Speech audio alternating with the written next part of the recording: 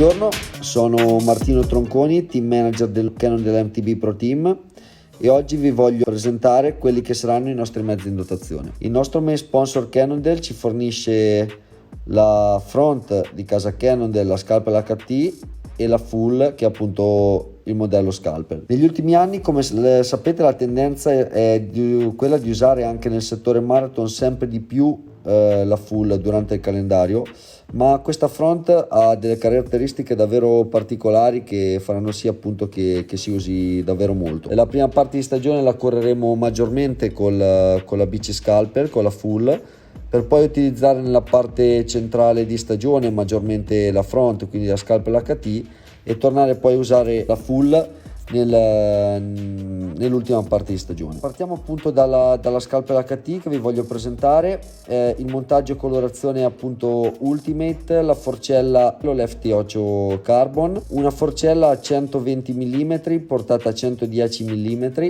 Ci tengo a dire che tutte le nostre forcelle sono revisionate e insomma abbiamo assistenza dall'FT Center di Roma. Le ruote sono Damil, il nostro fornitore di ruote, è uno dei pochi che al Mozza proprietario. Abbiamo a disposizione due tipologie di ruote, la prima che è la DM27, quindi canale interno da 27 mm, ovviamente carbonio, e poi un altro modello di ruote che invece è cerchio in alluminio, canale interno 25, che sono le Stance Crest MK4.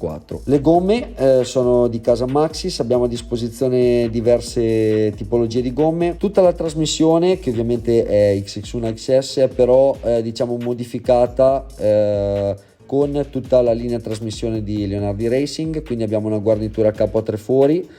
Ovviamente ogni rider ha differenti lunghezze di pedivelle a seconda delle proprie caratteristiche, cosa che con le guarniture Leonardi è assolutamente possibile fare. Abbiamo pacco pignoni General Lee, abbiamo scelto la dentatura 950 per avere il massimo del range disponibile. Le pulegge, la gabbia sono le Augusta, abbiamo il non plus ultra dei misuratori di potenza, quindi abbiamo il PM9 che è l'ultimo modello appunto di power meter di casa SRM, completamente ricaricabile. E come dispositivo abbiamo in questa colorazione speciale che vedete arancio il PC8. Freni, abbiamo scelto i BCA, quindi gli RS01, e i dischi sempre di casa BCA sono i Yod 4. La nostra scelta è stata da 180 mm l'anteriore, che hanno un diametro di 2,1 mm, e invece di 1,9 al posteriore, però da 160, ovviamente tutto 6 fuori.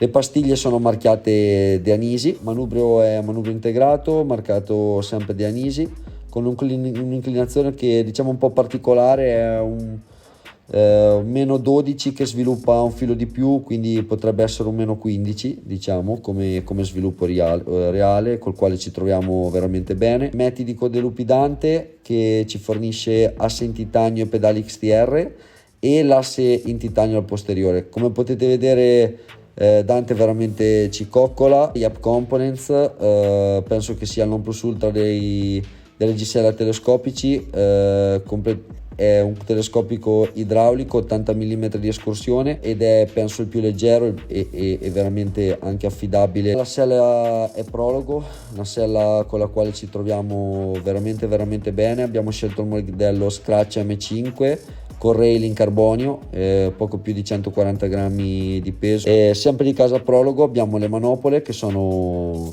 le Mastery. La full ovviamente, quindi la Scalpel, è montata sempre allo stesso modo e differisce solamente per il fatto che abbiamo 100 mm di escursioni sia all'anteriore che al posteriore. 10,6 kg per la full, la Scalpel, 9,8 kg, dipende un po' dalle taglie per la front.